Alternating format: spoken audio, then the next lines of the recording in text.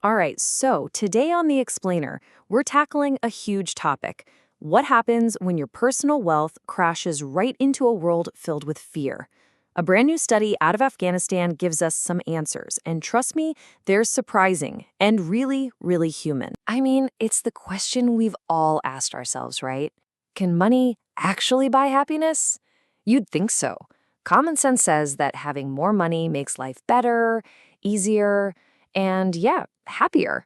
And you know what? For the most part, in stable places, the numbers totally back that up. Yeah, for decades, we've had all these clues, all these studies that show a strong connection between how much you earn and how good you feel.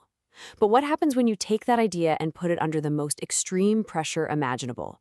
What happens when you ask that same question in a country that has seen 40 straight years of war? Okay, so this brings us to Afghanistan. To really get what this study found, you have to understand the context. This isn't just any place.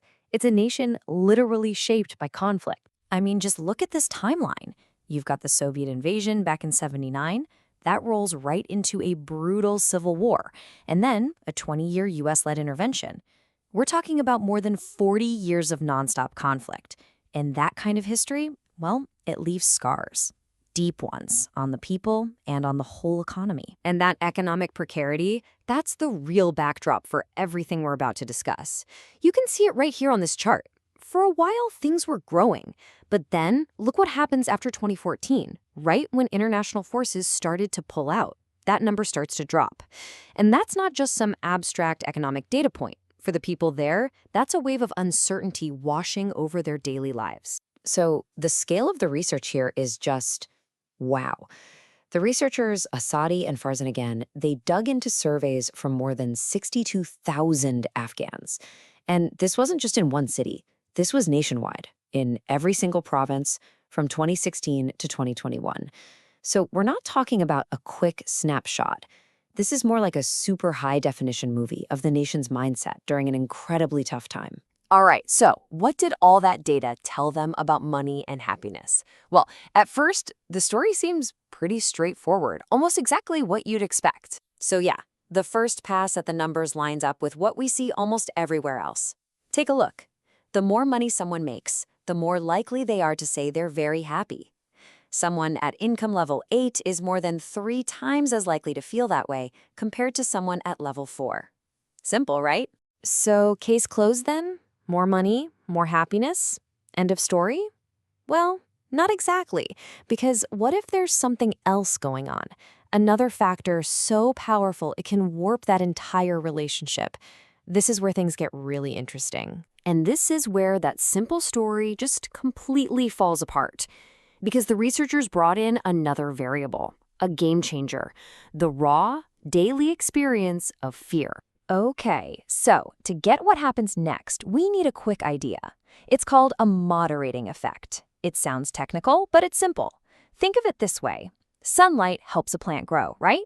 But what if you add a third factor, like a total lack of water? The sunlight doesn't just stop helping, it actually starts to scorch the plant. The lack of water moderates the effect of the sun.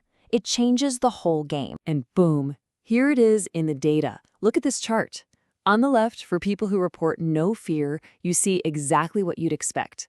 As their income goes up, so does their happiness. It's a steep climb. But now, look at the right. For people living with fear, their happiness just flatlines. It barely moves, no matter how much more money they have. Fear is literally eating away at the happiness that wealth is supposed to buy. So this is the absolute core of the finding. It's not just that fear makes people unhappy in general. No, it specifically targets and weakens the protective power of money. Let's use an analogy. Think of your wealth as a protective shield. In a safe world, it's strong, it works. But what this study shows is that when you're in a storm of constant violence and fear, that shield starts to get dented, it gets brittle, it basically stops working. But wait, because here comes the biggest surprise of all. You'd think this effect would hit everyone the same, right? Nope. This corrosion of happiness, this way that fear just cancels out the benefits of money, it's actually strongest for the wealthiest people. I know, that sounds totally backward, doesn't it? You think more money would mean more security, more peace of mind. So let's dig into the psychology here, because there's a reason for this. So here's the big question, the central puzzle of this whole thing. Why on earth would the wealthy, the people who can afford safer homes, who have savings, who have a cushion, why would they be the ones whose happiness gets hit the hardest by fear? Well, the researchers have a really powerful theory. It boils down to this. For the poor, unhappiness is about hardship, the day-to-day grind. But for the wealthy, in a place like this, the anxiety is different. It's the fear of losing everything, your home, your business, your savings. That fear of loss creates this huge mental burden that the poor, in a way, don't have to carry. Put simply, they just have so much more to lose. So what does this all mean when we zoom out? What are the big takeaways? Well, first, it's a huge message for anyone involved in international aid. You can't just throw money at a problem in a fragile country and expect it to work. Economic support and physical security have to go hand in hand. People need to feel safe before money can do them any good, psychologically. It shows that the mental toll of conflict is complicated, and it hits people differently.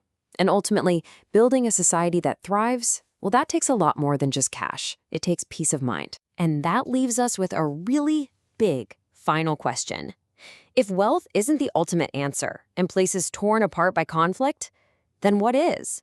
What does it really take to build a society that's not just resilient, but genuinely happy? The lessons from Afghanistan challenge us to look past the bank accounts and think about what truly matters.